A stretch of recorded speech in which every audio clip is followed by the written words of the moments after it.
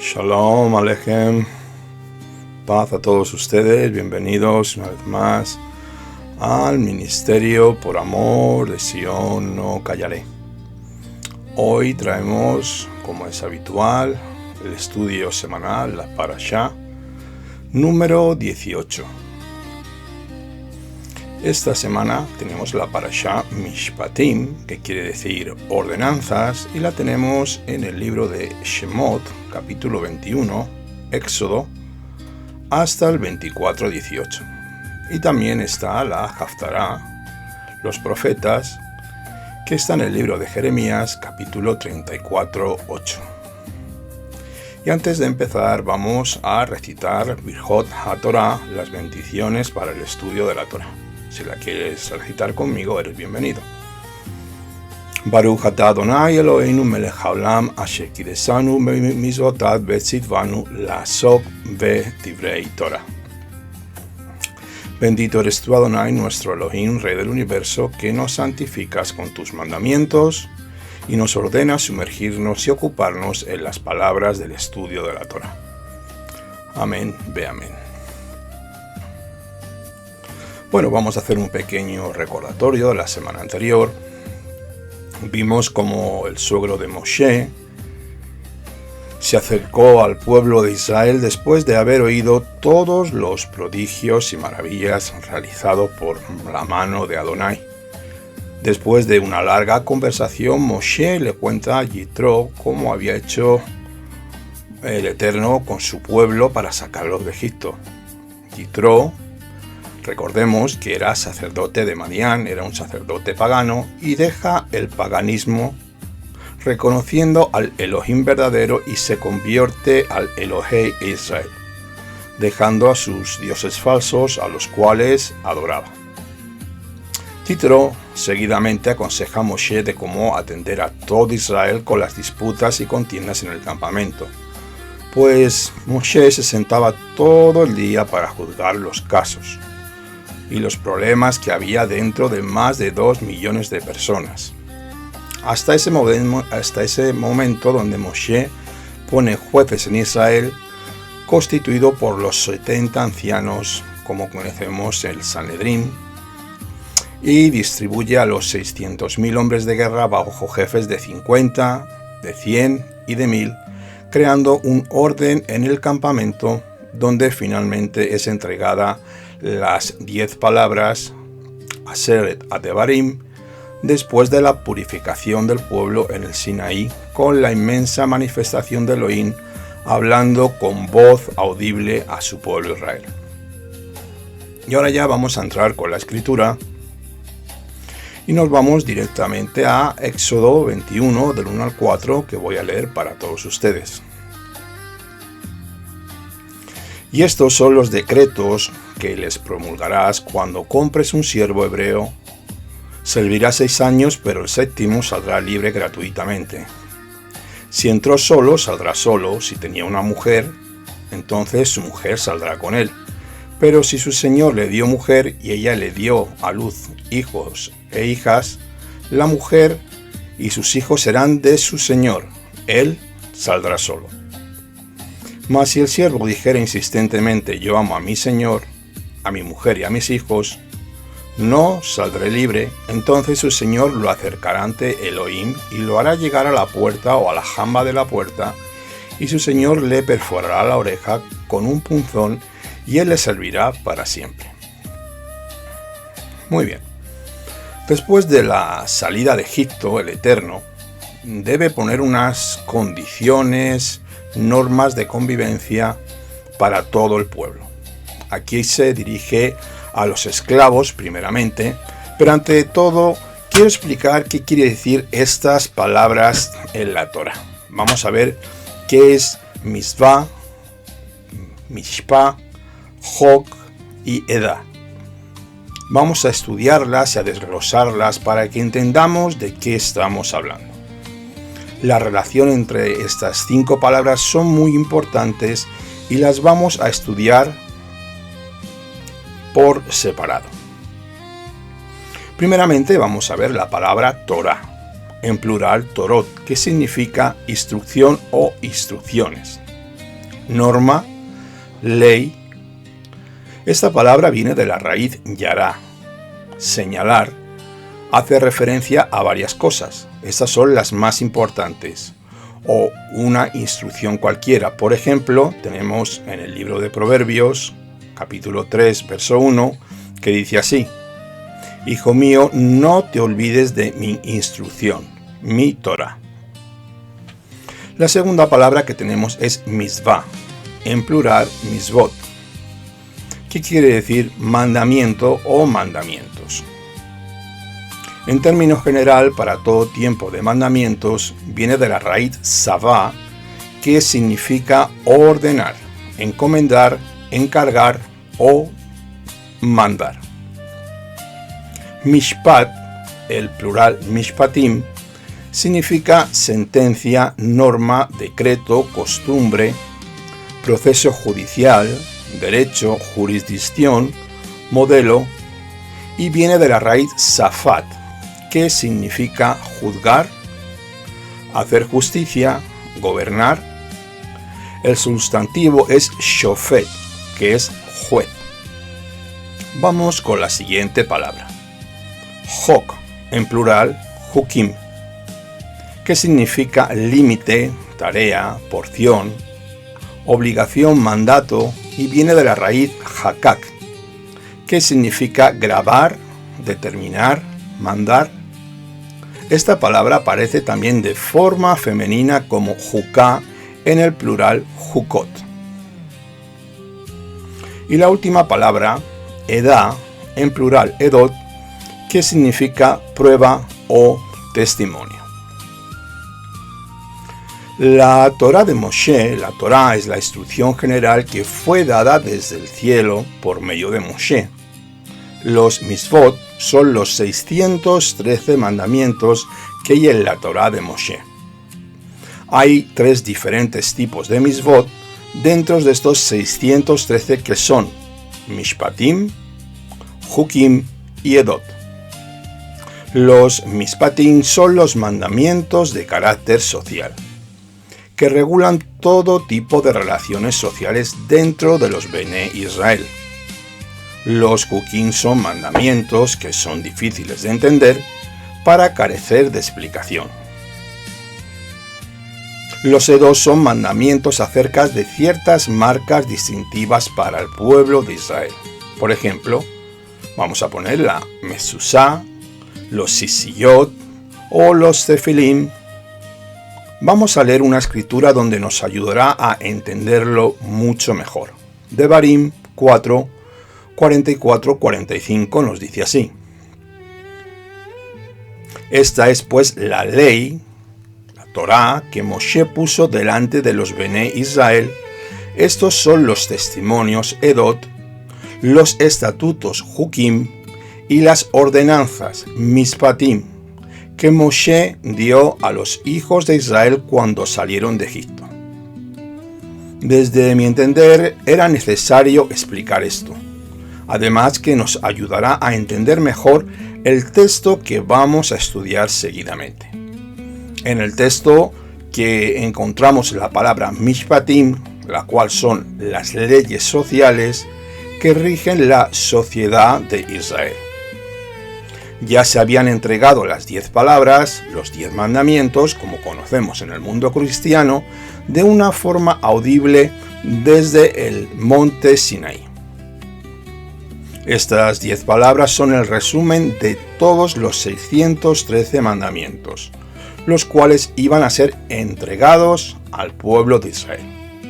La parashá Mishpatim empieza con la pequeña palabra vav, que significa y esto nos enseña que lo que viene a continuación está en relación con lo que había antes. Así que estos mishpatim, las leyes sociales, están relacionadas con lo que está escrito al final del capítulo 20. Los hijos de Israel fueron esclavos en la tierra de Mitzrayim, en el sentido de que no tenían derecho ni ningún tipo de libertad para dirigir sus propias vidas, eran esclavos.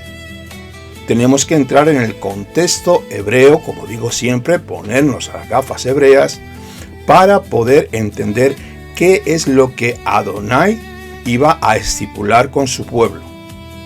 En este sentido, los Bene Israel ya no podían ser esclavos, puesto que en el caso de llegar a ser vendidos como siervos, no lo sería para siempre, sino solo hasta el año Shemitah, que todos conocemos como el año de remisión, que cae cada 7º año, así que no se trataba de una esclavitud en el sentido de la palabra, más bien una servidumbre hacia su señor.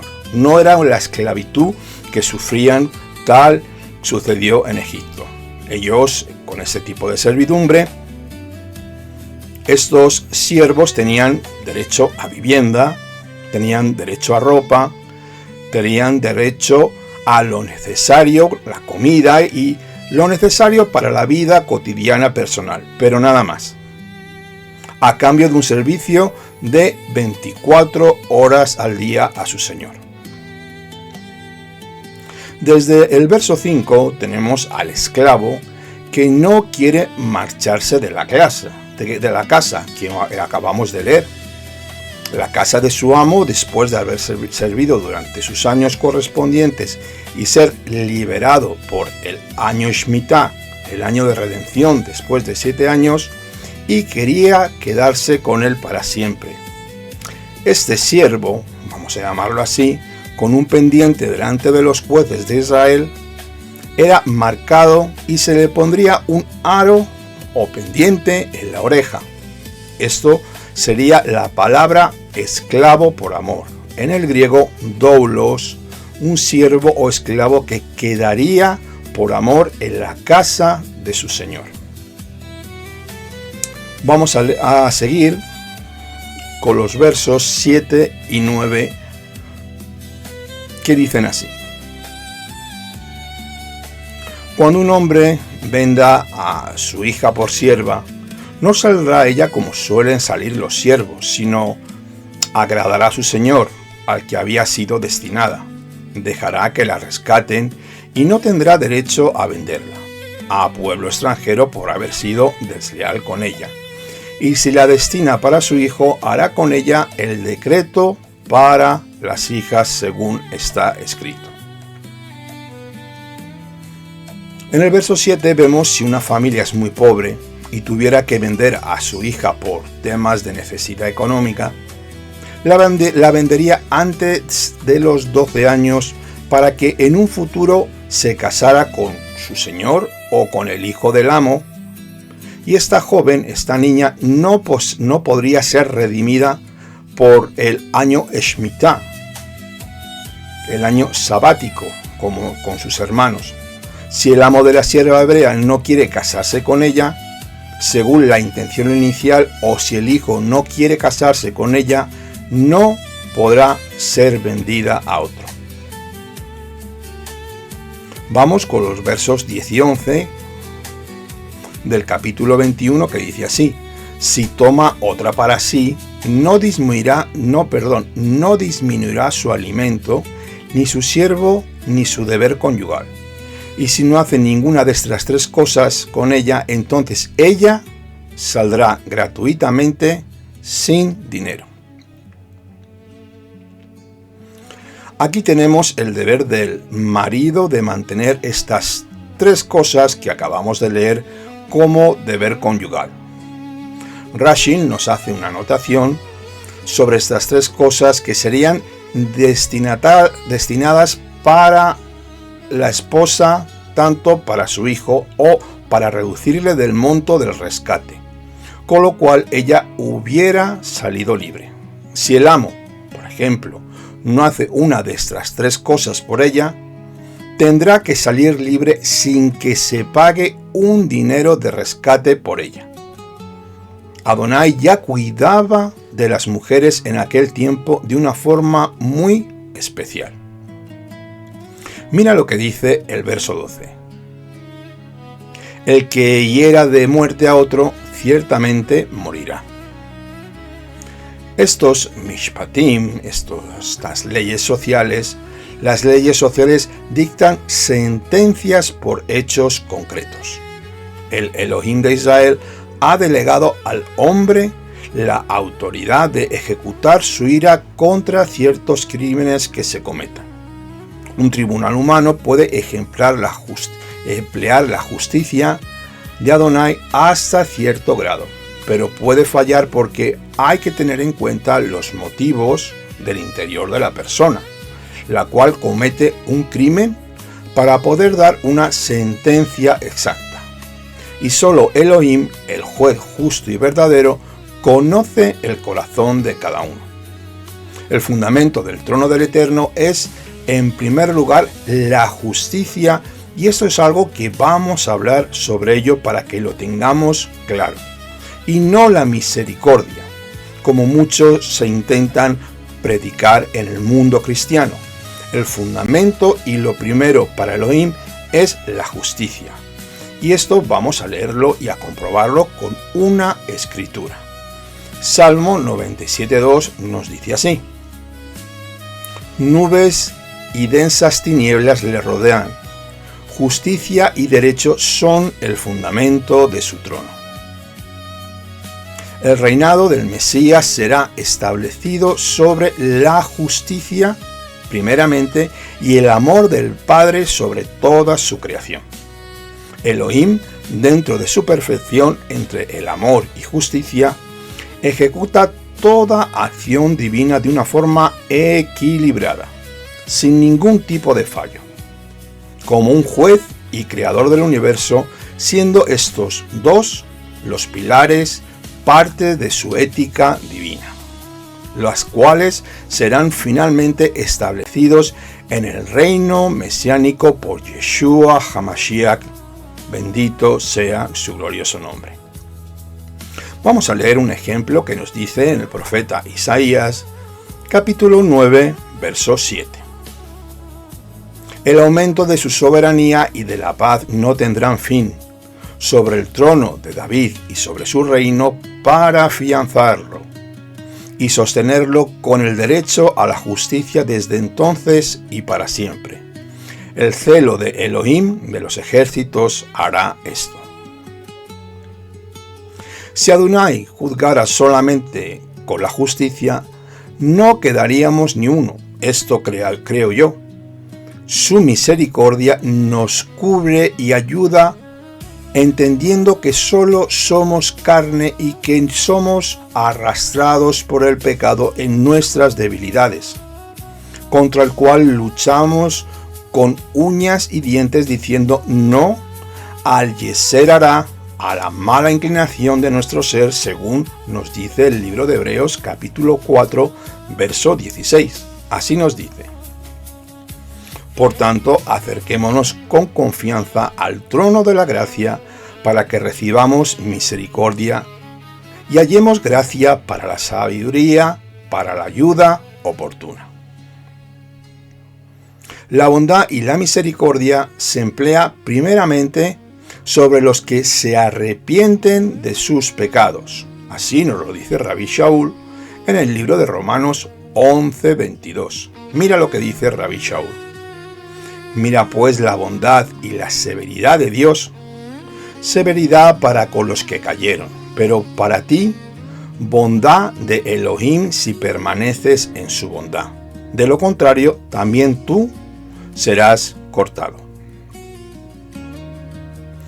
Debemos de tener estos dos atributos del Eterno, su justicia por un lado y su misericordia por el otro, que son los pilares básicos de todos los mandamientos y de la grandeza de Elohim.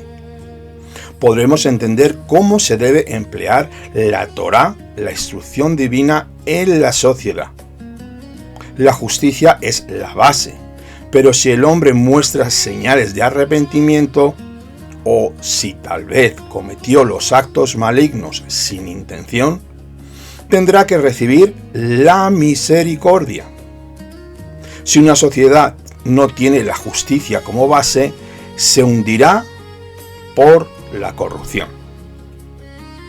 El juez tiene que saber aplicar la justicia con misericordia. Como se suele decir en España, tenemos que dar una de cal y otra de arena.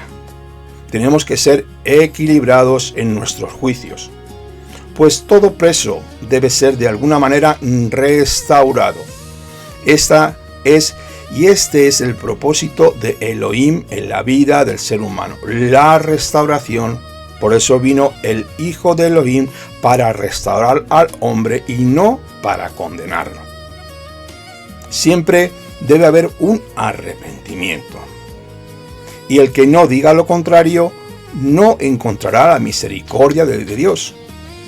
Esto es un punto importante a tratar en nuestra sociedad, pues el mal acampa a sus anchas habiendo corrupción en todo tipo de sistemas, en el sistema político, en el sistema jurídico, en el sistema administrativo, el cual lo vemos en las noticias todos los días.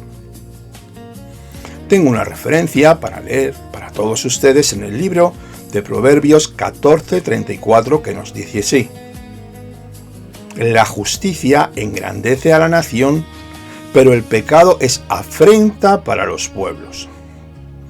También Proverbios 16:12 nos dice esto: es abominación para los reyes cometer iniquidad, porque el trono se afianza en la justicia. Estos dos proverbios que acabamos de leer nos describen tanto lo bueno y lo malo de nuestra sociedad. Incluso en las esferas más altas se cocina la maldad sin lugar a duda. El que hiera de muerte a otro con intención, según la justicia de Elohim, tiene que morir. Y eso es justo. El que hiera a su padre o a su madre es reo de muerte. Eso también es justo. El que maldiga a su padre o a su madre merece ser apedreado. También esto es justo. Tenemos que ver la intención del individuo y cómo lo hizo, si fue premeditado, planeado. La intención del corazón debe ser siempre analizada por los jueces puestos por Adonai. Toda persona que comete delitos según la instrucción divina deberían ser muertos. Esta es la hora de la verdad donde debemos ceñirnos a la escritura tal y como está escrito, y tenemos el Salmo 119-172 que nos dicen estas palabras: que cante mi lengua de tu palabra, porque todos tus mandamientos son justicia. Otra cosa es que hoy en día se pueda llevar a cabo, porque sabemos que la justicia en el mundo y la sociedad ha cambiado. El que piensa que un asesino no merece la pena capital no tiene una mente normal, por no estar de acuerdo con la justicia de Elohim. El que piensa que un secuestrador tampoco debe morir por este tipo de delito no conoce al Creador del universo. Esta es la justicia de Dios y su justicia es eterna y perfecta y además llena de misericordia para todos aquellos que se arrepientan. Acabar con un asesino, con un violador, un secuestrador, pedófilo, terroristas y todos estos malvados es una forma de limpiar de la tierra la sociedad. ¿Para qué? Para que la tierra no sufra este tipo de azotes, donde las familias son destrozadas y las víctimas quedan con secuelas psicológicas para toda la vida. Además, debemos pensar con la mente de Elohim. Cuando estudiamos las leyes de la instrucción divina, la Torá, tenemos que aceptar que son perfectamente justas porque han salido de los labios del Creador del universo. No siempre es posible ejecutar la perfecta justicia en nuestra sociedad. Pero estas son las líneas que el Eterno, Adonai Sebaot, ha marcado para una sociedad sometida a su reino. Cuanto más cuando hablamos de la muerte del Mesías Yeshua, cómo y por qué fue ejecutada. Esta es la base justa sobre la cual Elohim puede perdonar al pecador por todos sus pecados. Además, porque la paga de su pecado ha sido efectuada. Yeshua es la propiciación, el pago perfecto por los pecados de toda la humanidad. La muerte del Mesías Yeshua es la única evidencia de que el Eterno es justo cuando muestra misericordia al pecador arrepentido. Amado, nunca dudes de la justicia del Eterno.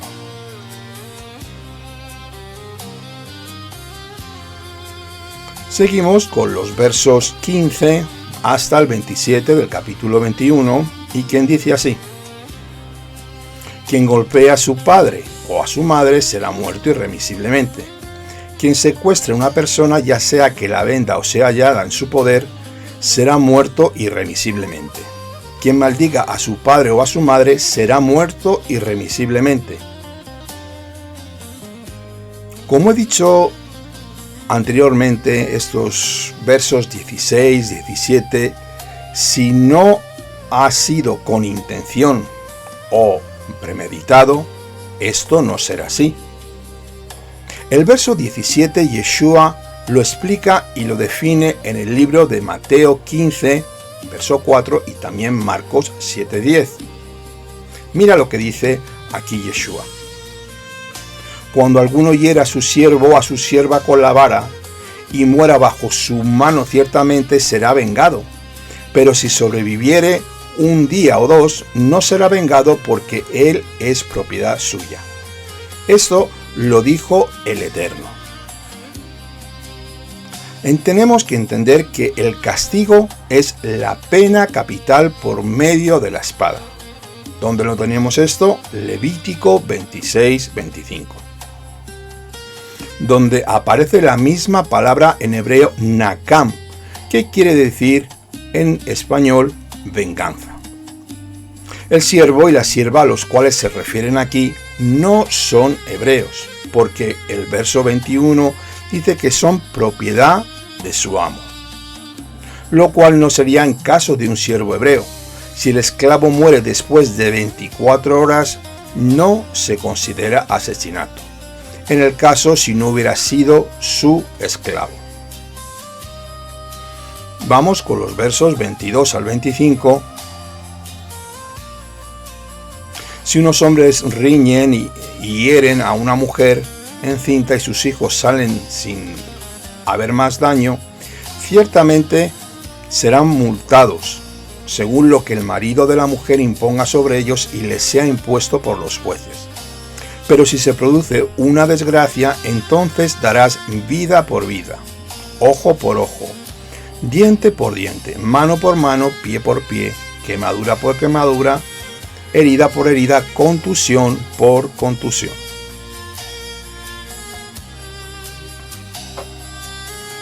En el verso 22, el agresor tendrá que pagar una multa por el valor del feto, del bebé que llevaba esa mujer. Después que ha habido una contienda, una discusión, una pelea, hay que pagar una multa por lo que ese bebé podría valer. Y los jueces de Israel deben de decidir, estudiar el caso en que el marido haga una demanda ante el Beit Din, la corte de justicia. En el verso 23, según los sabios de Israel, hay dos opiniones a la interpretación a este verso. Hay algunos que opinan que el hombre tendrá que pagar con su vida literalmente, y otros que dicen que se trata de una indemnización monetaria según el precio por la cual hubiera sido vendida en el mercado de siervos. En los versos 24 y 25, aquí se debe de pagar con dinero el valor del miembro dañado, según la disminución del valor de la persona en comparación con una persona intacta en el caso de que hubiese sido vendida en un mercado. Esa es la referencia que se toma en estas situaciones. Vamos con el verso 26 hasta el 32. Cuando alguien hiere el ojo de su siervo o el ojo de su sierva y lo inutilice, lo dejará en libertad por causa de su ojo. Cuando un toro acornea a un hombre o a una mujer y muera, ciertamente el toro será apedreado y no se comerá su carne. Y el dueño del toro será absuelto, pero si el toro era acorneador desde hace tiempo atrás, y a su dueño se le había advertido, pero no lo había encerrado y mata hombre o mujer, el toro será apedreado y también será muerto su dueño. Si el toro acornea a su siervo o a su sierva, dará a su amo 30 siclos de plata y el toro será apedreado. El verso 26 se refiere a un esclavo cananeo, no al esclavo hebreo, como hemos dicho anteriormente. Aparte del ojo y el diente, lo mismo se aplica también respecto a la pérdida de las puntas o órganos, los dedos de las manos, pies, orejas, nariz y también incluso el miembro viril.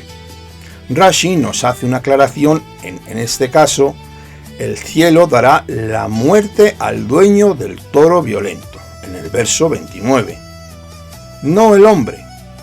Este texto nos enseña que el dueño de un animal es el responsable por los daños que pueda causar. Aquí se trata el verso 32 de esclavos cananeos. En el caso de siervos hebreos había que pagar el rescate para su liberación. Entramos ya en el capítulo 22 y leemos desde el verso 1. Cuando un hombre robe un buey o un cordero y lo degüelle y lo venda, por aquel buey pagará 5 del ganado, y por aquel cordero 4 del rebaño. Si un ladrón sorprendido en el asalto es herido y muere, nadie será culpable, pero si ya ha salido el sol será delito de sangre, ciertamente el ladrón indemnizará, y si nada tiene, entonces será vendido por su robo. En esta indemnización solo se aplica sobre este tipo de animales. En el verso 2, aquí encontramos el derecho a la legítima defensa. Si alguien viene para matarte y tú te adelantas a él, no serás tomado por culpable desde los cielos, pues tu enemigo ya venía a acabar con tu vida, a matarte. Lo que he dicho antes de la legítima defensa, la vida de cada justo está por encima de los asesinos y terroristas que vienen a matarte. Y no serás considerado un asesino en el caso de que esa persona vil muera. El Targum de Onkelos tradujo este texto de esta manera: si los ojos de los testigos caen en él, es decir, si antes había sido advertido esa persona que venía a hacer el mal o avisado y no hizo caso de no matar en el caso de ser sorprendido en su robo. Si es detenido el ladrón y no tiene con qué pagar, será vendido. Si el ladrón se arrepiente, tendrá que hacer restitución por el daño cometido, por el daño que la persona sufrió. Aquí vemos un ejemplo en el Brit Hadashah con Zaqueo, que quiere devolver lo robado a sus hermanos. Vámonos al libro de Gilel, capítulo 19, versos 8 y 9. Mira lo que dice la escritura.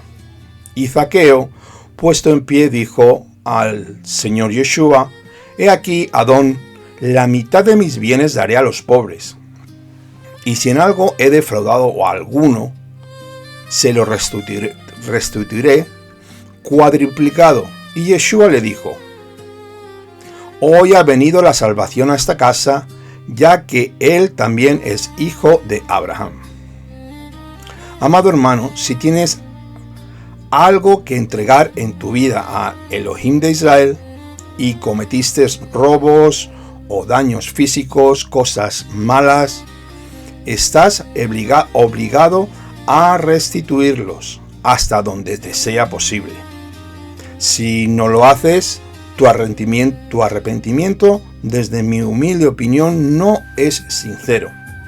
Y la salvación no habrá llegado a tu vida, porque con los hechos debemos de restituir lo que hicimos mal, siempre que se pueda en su medida. Así que, por lo menos, deberás contactar con las personas y pedirles perdón en lo posible. Vemos el ejemplo de Zaqueo, que quiso devolver hasta el 50% de sus bienes de lo que había robado a sus hermanos. Esto es un ejemplo activo del gozo de la salvación de una persona que viene y recibe al Espíritu del Mesías. Vamos con el verso 7 del capítulo 22. Si alguno da a su vecino dinero o cosas a guardar y son hurtados de la casa de éste, el ladrón, si es hallado, pagará el doble. La restitución es doble en este caso. Si el ladrón ha hecho un juramento para declarar su inocencia, en otro caso solo se devuelve lo que fue robado. Verso 8 al 12. Si no es hallado el ladrón, entonces el dueño de la casa se presentará ante los jueces para determinar si él metió la mano en la propiedad de su vecino. Si alguno da a su vecino un asno, un buey, una oveja o cualquier otro animal para ser guardado y muere o sufre daño, o es robado sin que nadie lo vea, pero si hubiera sido robado junto a él, indemnizará a su dueño. Una vez más vemos las leyes de restitución, estos mishpatim, que son leyes para vivir en la sociedad, que se debían ejercer sí o sí, indemnizando al pueblo, a su prójimo en aquel momento, según lo acordado por el Beit Din, por los jueces de Israel. Vamos con el verso 16. Si alguno seduce a una doncella que no esté desposada y se acuesta con ella, deberá pagar un precio por ella para que sea su mujer. Aquí había una indemnización señalada que eran 50 siclos de plata. Esto lo encontramos en el libro de Devarim 22-29, que corresponden a 8 años de comida y ropa de una doncella en Israel.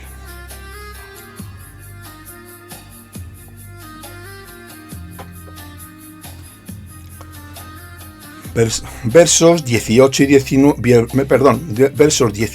al 20 del capítulo 22, que nos dice así: A la hechicera no dejarás vivir, todo el que se ayunte con animal será muerto irremisiblemente. El que ofrezca sacrificio a cualquier dios que no sea Adonai será destruido por completo. Sobre un tribunal de 23 jueces que puede dictar una sentencia de vida o muerte, este mandamiento se aplica para hombres como para mujeres. Primeramente, la Torá habla de lo que es más común, el tema de la brujería y la hechicería. Y esto es más común que las mujeres lo ejercieran antes que un varón fuera un hechicero. En el verso 20, Rashi también nos hace una anotación. Este mandamiento se aplica sobre 3 tipos de sacrificios a los ídolos, similares a los que se dan al Eterno: el degüello de animales, quemar incienso y ofrendas de libación. Esta práctica era una práctica que se utilizaba mucho en el paganismo en la tierra de Medio Oriente. Así que el Eterno aclaró a los Bnei Israel estos mishpatim, estos decretos, estas leyes sociales, para que no cayeran en ellas. Vamos con los versos 21 al 24. No maltratarás ni oprimirás al extranjero, porque extranjeros fuisteis vosotros en la tierra de Egipto. No afligiréis a la viuda o al huérfano, si en verdad los afliges. Y elevan a mí su clamor. Ciertamente yo escucharé su clamor, y se encenderá mi ira, y os haré morir a espada, y vuestras mujeres quedarán viudas, y vuestros hijos huérfanos. Estos versos, desde el 21 al 24, vemos una protección total y absoluta sobre la viuda y el huérfano por mano de Elohim, proclamando sus maldiciones si los afligen en alguna manera. Y llegaba su clamor al trono de Dios. Los extranjeros, las viudas y los huérfanos son objetos de un cuidado especial para Adonai. Por esto hay leyes muy concretas para la protección de este tipo de personas. Como referencia tenemos alrededor de 40 casos donde la Torá nos habla de tratar bien al extranjero. ¿Y por qué? Porque el pueblo de Israel fue extranjero en la tierra de Egipto. Vamos con los versos 28 hasta el 30 del capítulo 22. No maldigas a Elohim ni maldigas al príncipe de tu pueblo. No demorarás la ofrenda de tu plenitud ni de tu vendimia. Me darás el primogénito de tus hijos. Lo mismo harás con tus bueyes y con tus ovejas. 7 días estará con su madre y el 8º día me lo darás. En el verso 28 se refiere de no maldecir al creador del universo, Yud, Hei, Vav, Hei, como a los jueces puestos por él, pues son sus representantes. Rashi nos aclara que no se puede cambiar el orden de la separación de las ofrendas. Primero vienen las primicias que se entregaban en el templo, Bikurim. Luego viene la ofrenda de Terumá. Luego, que es la ofrenda elevada, que entrega el sacerdote según Números 18:12. Después se entrega el maser, el diezmo. El diezmo se divide en 3 partes. El primer diezmo, maser rishon, el segundo diezmo, maser seni, y el tercer diezmo, el diezmo del pobre, maser ani. Primero se separa el maser rishon, que es entregado al levita, que en su vez entrega el diezmo del diezmo al sacerdote, al Cohen. Esto lo tenemos en el libro de Números 18:21. Después se separa el maser sheni, que es elevado o llevado a Jerusalén para ser comido allí los años primero, segundo, cuarto y quinto del ciclo de 7 años. Esto lo tenemos en Deuteronomio 14, desde el verso 22 al 26. Y en los años tercero y sexto se separa el maser ani en lugar del maser sheni, que es entregado a los pobres. Originalmente los primogénitos fueron destinados para ser sacerdotes y servir en el templo. Como ya no pueden servir como sacerdotes por causa del pecado del becerro de oro, son llevados al Cohen, al sacerdote, para ser redimido por 5 shekels de plata bíblicos. Esto fue hecho con nuestro Adón Yeshua, y esto lo tenemos y lo vamos a leer en el libro de Lucas, capítulo 2, 22 y 23, que dice así: Cuando se cumplieron los días para la purificación de ellos, según la ley de Moshe, le trajeron a Jerusalén para presentarle a Adonai, como está escrita en la ley de Adonai. Todo varón que abra matriz será llamado Kadosh para Hashem. Lucas 2, 22, 23, aquí lo tenemos.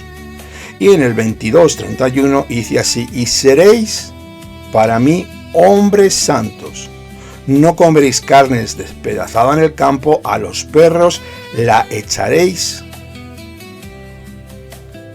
Hay una palabra en hebreo que se llama terefa, que significa literalmente animal despedazado.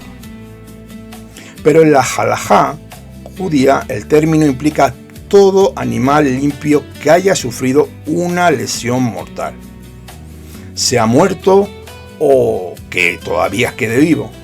La carne de este animal no es kosher, no es kasher, no es apto para el consumo del judío ni para el creyente. Esto nos enseña que la santidad está relacionada con las cosas que comemos. Tenemos que recordar, si nos vamos al Gan Edén, al huerto del Edén, que el pecado entró en el mundo por medio de una comida prohibida. Da lo mismo como tú lo quieras llamar, pero el Eterno dijo: de este fruto no comeréis. Un hombre santo cuida mucho lo que entra por su boca, igualmente lo que sale de su boca. Esto es mucho más peligroso que lo que entra, y así Yeshua nos lo enseña en el libro de Marcos capítulo 7, verso 1 a 8 para el que lo quiera leer. Estamos en el capítulo 23 y leemos del 1 al 2. No levantarás falso rumor, no te concertarás con el impío para ser testigo falso, no seguirás a la multitud para hacer el mal, ni testificarás en un pleito inclinándote a la multitud para pervertir la justicia. Estos dos versos que acabamos de leer nos habla de la murmuración, lashon hara, y de dejarnos llevar por lo que hacen los demás. Debemos de estar muy centrados en la escritura y no seguir a las grandes masas o congregaciones. Por ejemplo, donde el líder o el pastor no puede controlarlos, ni tampoco conoce la mayoría de ellos. En las grandes congregaciones, el pastor o líder, tú no puedes conocer una congregación con más de 100 personas. Es imposible que tú puedas pastorear y conocer el corazón de más de 100 ovejas. Es totalmente imposible. Aquí tenemos el sencillo ejemplo de nuestro Adón Yeshua, que solo tuvo a 12 pescadores humildes y sencillos para trabajar en su corazón. Así que aplicamos que lo importante no es la cantidad de gente o de ovejas que hay en una congregación, sino la calidad de ese grupo pequeño con el cual tú puedas trabajar y el Eterno haya puesto en tu rebaño. Vamos con el verso 7. Aléjate de una palabra falsa y no mates al inocente ni al justo, porque yo no absolveré al culpable. Una vez más sale la mentira. Si el Eterno no absuelve al culpable, la pregunta es: ¿cómo puede perdonar al pecador y no darle conforme a sus pecados? La respuesta, según entiendo, cuando se arrepiente, Adonai suple con el sacrificio de su hijo Yeshua, que murió en el madero en su lugar para llevar su pena y muerte y salvarle eternamente. La muerte de nuestro Adón Yeshua HaMashiach es la única base perfecta y justa sobre la cual Adonai puede perdonar al pecador y además justificarlo, según Romanos 4, verso 5. Uno de los grandes males de esta sociedad es la mentira. Y dentro de las congregaciones también es muy común. No te sorprenda lo que te estoy diciendo. Déjame decirte algo para que veas la gravedad de esto. Sería mejor para mí que comieras cerdo antes que mintieras. Pues con la mentira se puede matar, se puede condenar, se puede manipular y maldecir a las personas sin tocarlas físicamente. Sabemos que Satanás es el padre de las mentiras desde el principio. Así nos lo dice Yeshua en el libro de Juan capítulo 8, 44. Satanás es el padre de las mentiras, ya que él es el primer mentiroso. Cuando este espíritu te domina, amado creyente, estás muerto espiritualmente. Y si necesitas ser liberado de este espíritu de mentira, puede llegar a ser idolatría, pues ese espíritu es demoníaco. Te hará creer grandes mentiras, manipulando primeramente tu ser y tu entorno. Solo tenemos que ver la sociedad en que vivimos. Todo está corrupto por la mentira. Verso 12 del capítulo 23, seguimos con él. 6 días trabajarás, pero el séptimo día cesarás para que descansen tu buey y tu asno, y para que el hijo de tu sierva, así como el extranjero, renueven sus fuerzas. Este es uno de los pocos textos que muestran que el Shabbat también tiene el sentido principal del concepto del Shabbat, es el cese de hacer, de crear, cese de actividades creativas y también productivas. Dejar de crear o hacer cosas nuevas en el Shabbat es para todo aquel que lo quiera guardar. Tenemos el ejemplo en Isaías 56, que luego lo vamos a leer. Pues a raíz de esto vivirás en Shalom, bajo las manos del Eterno, como pueblo o persona en obediencia.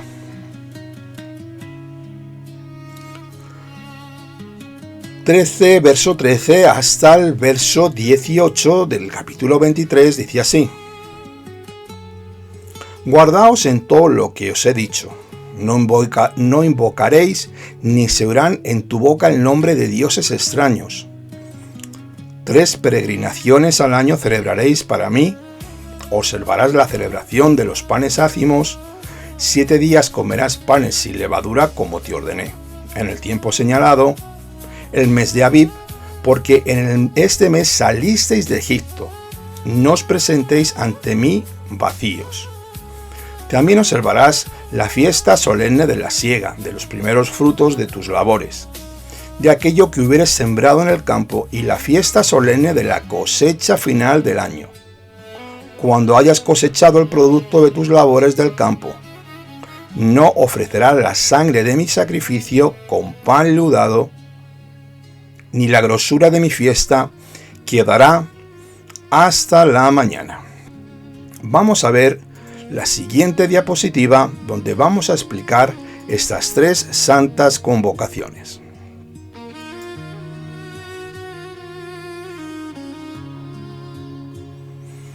Aquí tenemos estas 3 santas convocaciones según Shemot 23:14. La primera es Had Shavuot, la fiesta de las semanas, en relación con las 7 semanas que hay que contar desde Pesach. Esto también lo tenemos en el libro de Vayikra 23:15. La segunda convocación es Had HaKatzir, la fiesta de la siega, en relación con los 2 panes de la primera cosecha de trigo que fueron llevados al templo. Éxodo 34:22 y Levítico 23:17. Y la tercera convocación, Hag Abikurim, la fiesta de las primicias, porque a partir de Shavuot se podía entregar las primicias de las cosechas en el templo según Números 28-26.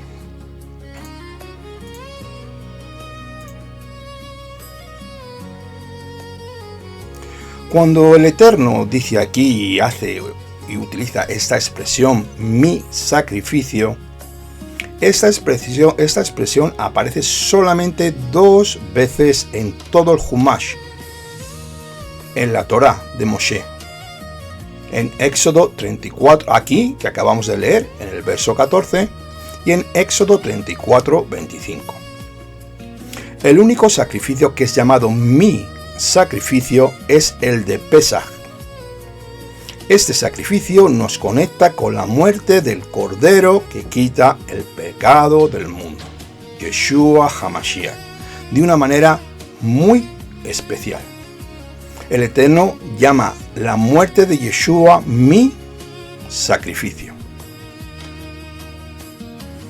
Vamos con el verso 19 que dice así: traerás lo mejor de las primicias de tu tierra a la casa de Elohim tu Adonai. No cocerás un cabrito en la leche de su madre. En hebreo está escrito Reshit Bikurei Abnateja. Vamos a ver qué es esto. Esto significa lo mejor de las primicias de tu tierra. Lo mejor de las primicias de tu tierra. La palabra Reshit es la primera que aparece en la Torá, con el prefijo Be Reshit. Lo óptimo, lo mejor que hay que dar al Eterno. Pues luego de esas semillas de las primicias serían para plantar la siguiente cosecha para el próximo año. Esto apunta a la sombra profética de Yeshua, siendo él la primicia, no las primicias, la primicia en singular de los santos, haciendo referencia a la resurrección e introducción del Mesías en el ministerio celestial según el orden de Melquisedec. Él fue el primero en ser resucitado por siempre.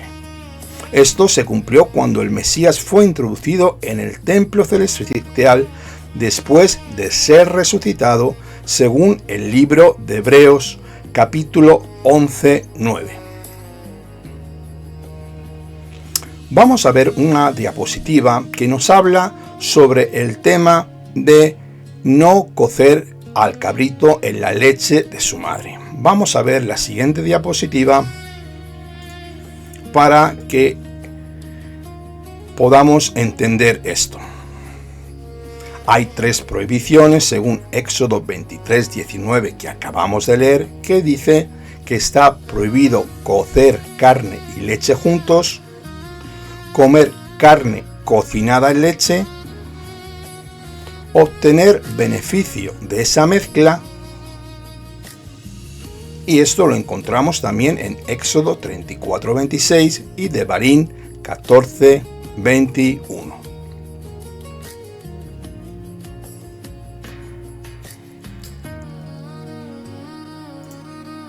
Vamos con los siguientes versos.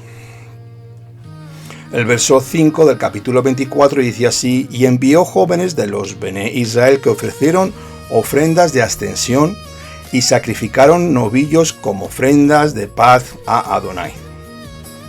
En este verso 5 el Eterno se refiere aquí a los primogénitos de Israel, pues así había sido diseñado que los primogénitos fueran los Kohanim para Adonai, sacerdotes. Todo primogénito de Israel estaba destinado a ser sacerdote.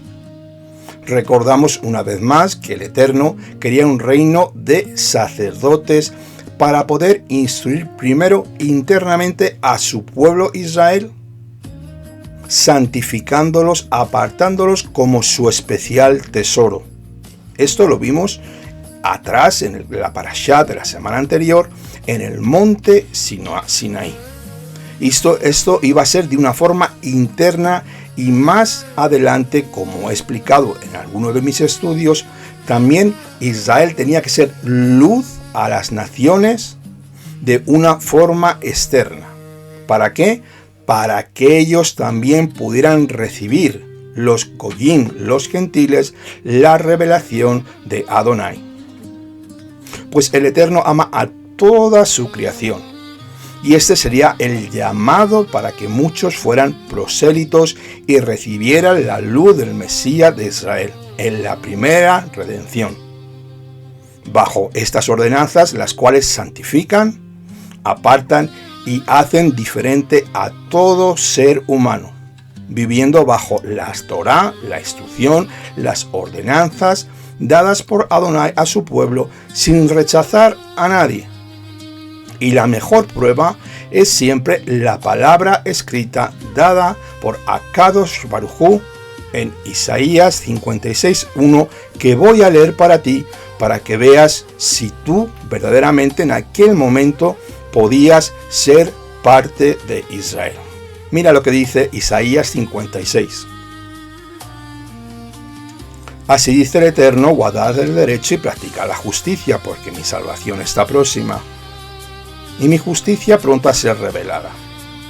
Cuán bienaventurado es el hombre que hace esto, el hijo de Adán, que se reaferra a ello, que guarda el Shabbat para no profanarlo, que guarda su mano de toda obra mala, y el hijo de tierra extraña que se ha unido a Adonai, no hable diciendo: de seguro el Eterno me excluirá de su pueblo, ni diga el eunuco: árbol seco soy, porque así dice Elohim a los eunucos que guardan mis sábados, que escogen lo que me agrada y son fieles a mi pacto. Les daré cabida en mi casa, y dentro de mis muros un nombre mejor que el de hijos e hijas, memorial perpetuo que no será cortado, y los extranjeros que se unan a Adonai para servirlo, para amar el nombre de Adonai y ser sus servidores, que guardan el Shabbat sin profanarlo y son fieles a mi pacto. Haré que sean conducidos a mi santo monte y se alegren en mi casa de oración. Sus holocaustos y sacrificios serán aceptos sobre mi altar, porque mi casa será llamada casa de oración. Palabra de Adonai, Elohim, el que reúne muy juntos a los dispersos de Israel. El Eterno ha abierto sus puertas y su santuario en aquel momento de la primera redención a cualquier persona que quisiera venir y entrar dentro de sus atrios. Esto no hay distinción ninguna. La nación sacerdotal era Israel, obviamente, pero también Israel tenía que coger y llevar fuera la luz y la revelación de la instrucción divina. Nos vamos con el capítulo 24, verso 8. Entonces Moshe tomó la sangre y la roció sobre el pueblo y dijo: he aquí la sangre del pacto que el Eterno ha hecho con vosotros, según todas estas palabras. Según los Jajamí, los sabios de Israel, enseñan que Israel entró en el pacto mediante tres cosas. Primeramente, la Brit Milá, la circuncisión. Segundo, las aguas rituales, la inmersión, la tevilá, y el rociamiento de sangre de un animal sacrificado inocente. Estos tres requisitos fueron necesarios para que los gentiles pudieran convertirse en prosélitos. Entendemos que serán conversos al judaísmo de aquel tiempo, del segundo templo, del primer templo, del segundo templo. Todo el que quisiera hacer conversión podían venir cumpliendo estas tres normas. Hoy en día no se puede hacer más que las dos primeras, porque obviamente no hay templo. Pero para entrar en el cuerpo del Mesías hay que pasar por los mismos tres pasos. Esto nos lleva a la segunda redención, que es mucho mejor que la primera, la cual fue realizada por el Cordero de Elohim que quita el pecado del mundo, Yeshua HaMashiach. De la misma manera, para todo aquel que quiera entrar en la vida del Mesías y aceptando a Yeshua como su Adón y Rey. Esos son los tres primeros pasos para formar parte del cuerpo del Mesías para todos los creyentes. Y con esto vamos a terminar. Primeramente tenemos la circuncisión del corazón, Romanos 2:29, Colosenses 2:11. El segundo paso, la inmersión en aguas rituales en el nombre de Yeshua, Hechos 8:16, y el rociamiento en la sangre del Mesías, Primera de Kefa, capítulos 1 y 2. Amados creyentes, aquí hemos terminado con la Parashá Mishpatim. Espero que este estudio haya sido de crecimiento. Es un estudio donde estamos estudiando las leyes de convivencia con el pueblo, para vivir unos con otros, porque más de 2 millones de personas no es lo mismo que convivir con una familia solo. Y el Eterno tenía que implementar su instrucción para que no hubiera un caos y hubiera un orden perfecto. Recuerda que toda instrucción, toda ley, todo mandamiento que ha sido dado por la boca del Eterno y está en la Escritura es para tu bien, por tu bien y por nuestro bien. Así que con esto ya quiero concluir. Si te ha gustado este estudio, por favor, dale al like, dale al me gusta. Si te quieres suscribir a nuestro canal, eres más que bienvenido. Si tienes alguna pregunta, por favor, déjalo, ponnos un correo electrónico y te responderemos lo antes posible. Si te ha gustado, por favor, suscríbete, compártelo con tus amigos, con tus hermanos y danos una oportunidad. Suscríbete al canal, suscríbete, ánimo, danos una oportunidad, que estamos creciendo. Y bueno, ya no quiero molestaros más, que ya llevamos un ratito con el vídeo, con el estudio, y sencillamente vamos a continuar y a cerrar con la tefilá. Vamos a hacer una pequeña oración para dar gracias al Todopoderoso por este precioso estudio.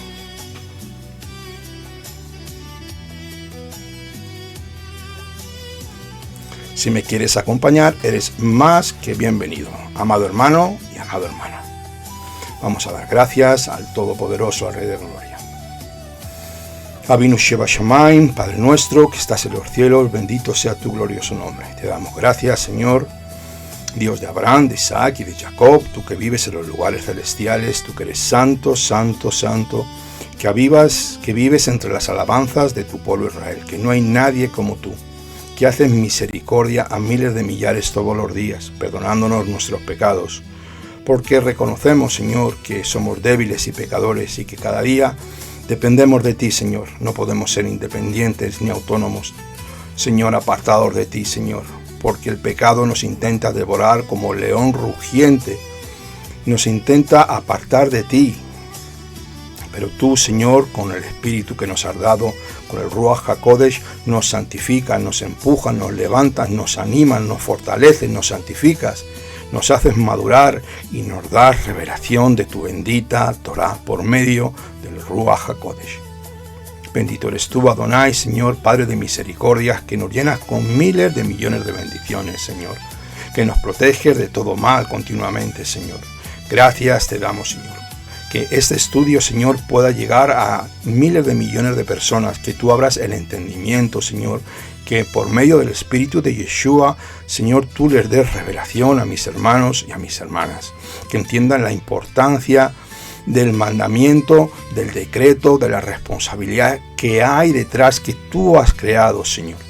Pero obviamente no somos salvos por obras, sino por gracia. Y estos mandamientos es para que alarguen nuestra vida aquí en la tierra, podamos entender y vivir comportándonos y cumpliendo las buenas obras que hemos de cumplir por amor a nuestro Adón Yeshua. Bendecimos al pueblo de Israel, bendecimos al huérfano, al pobre, a la viuda, al necesitado, al extranjero, Señor. Bendecimos, Señor, a la tierra santa, Señor, donde Yeshua ha de volver en el monte de los olivos, Señor, y Él pondrá sus pies sobre el monte de los olivos y se partirá y se abrirán dos. Y entonces Israel clamará, Baruch haba b'shem Adonai, bendito el que viene en el nombre del Señor. Jerusalén, Jerusalén, yo te bendigo. Bendita seas tú, Jerusalén, no Jerusalén, si yo me olvidare de ti. Que mi mano diestra se secare y que mi lengua se pegue a mi paladar. que haya shalom dentro de tus muros, shalom dentro de tus palacios. Por amor de mis amigos y mis hermanos, diré yo, sea la paz dentro de ti, Jerusalén, ciudad del gran Rey Mesías. Padre Santo, manifiéstate en el corazón de todos mis hermanos, que tu nombre sea glorificado a Kadosh Baruj Hu en toda la tierra, tanto en judíos como en gentiles, porque tú nos amas con un amor inefable, a Kadosh Baruj Hu. A ti sea la gloria, la honra y el poder. Beshem Yeshua HaMashiach. Amén, ve amén.